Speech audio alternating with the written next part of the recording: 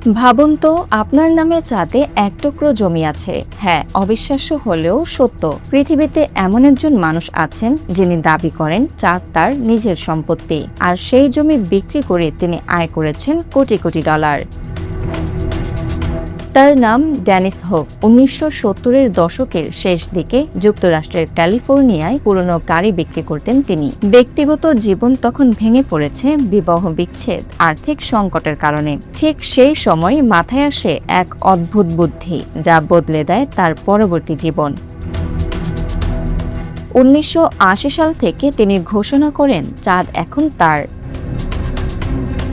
শুরু হয় এক অবিশ্বাস্য ব্যবসা, চাঁদের জমি বিক্রি। প্রতি একর জমির দাম রাখা হয় মাত্র $24.99 থেকে। চাহিদা অনুযায়ী $500 বা তারও বেশি দামের প্লটও আছে।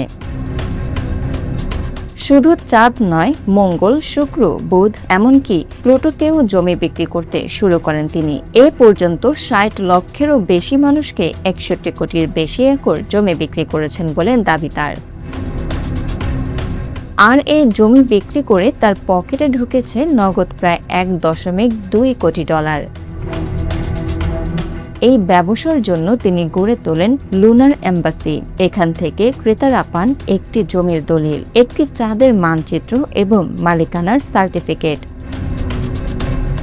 হোপ নিজেকে বলেন চিফ সেলেস্টিয়াল এক্সিকিউটিভ অফিসার। তার দাবি, হলিউড তারকা থেকে শুরু করে সাধারণ মানুষ সবার কাছে বিক্রি করেছেন জমি। এমনকি কয়েকজন সাবেক মার্কিন প্রেসিডেন্টও তার ক্রেতা তালিকায় রয়েছেন বলে দাবি করেন তিনি।